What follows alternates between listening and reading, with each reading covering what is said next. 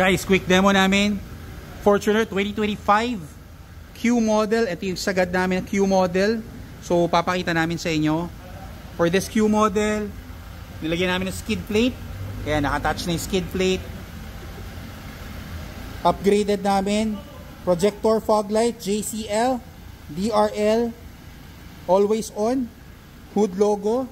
Tignan mo yung harap, oh. Poging pogi. Then, tignan nyo yung bumper light nya. Sequential na siya. So, yan yung in-upgrade natin. Sequential.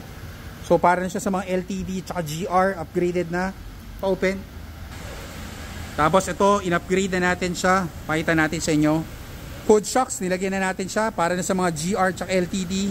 Hood shocks, di na kami gumagamit ng hood stand. Rubber hood lining. Yan, naka-install na rin. Pogi, di ba? Q model, sagad. Palit to lahat, ha. Palit. Upgraded. Projector fog light. Kita mo yung fog light. Napakalakas. Yan. 3 colors. Nilagyan natin. Ito yung yellow.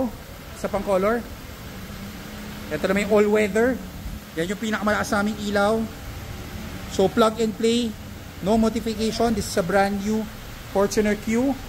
Tapos nilagyan namin siya ng sequential lights. Tapos in-upgrade namin paddle lights. Auto folding na rin to. Auto folding. Black garnish set din yan. Then matte black cladding. GR cladding. Nilagyan rin natin siya. Sa loob, noise reducer. Door seal version 2. Para yun sa mga gas-gas. Di magas-gas. Full black liner matting. LED lights. Upgraded natin. Yung loob, ito yung guwapo. Carbon steering. Yan. Napakaganda. Carbon fiber steering. Yan ang legit, di ba? Kita nyo? Kitang-kita. Hindi siya print, ha. Marami nagpo-post. Original printed. Hydro print. This is original talaga ng carbon fiber.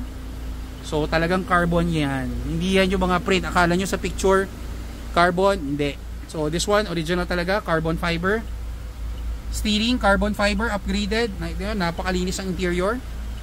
Ultra HD camera with voice command. Ito yung one of the best selling models namin. Tapos LED lights upgraded na. This is bago. 300 kilometers. Brand new. Ganda ng interior. Upgraded natin siya.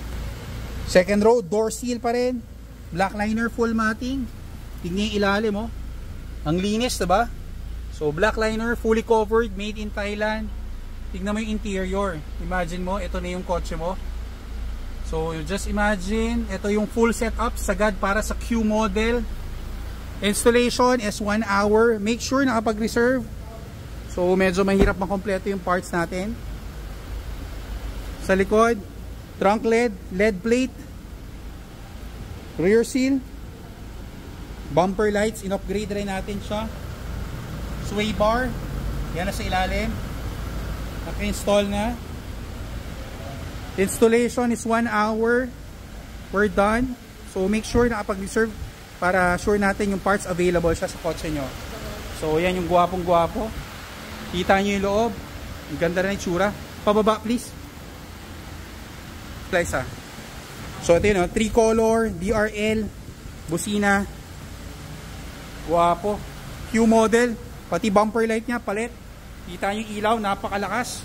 Mahina yung ilaw niyan, upgraded natin siya. So next, Ranger, done na rin. Innova.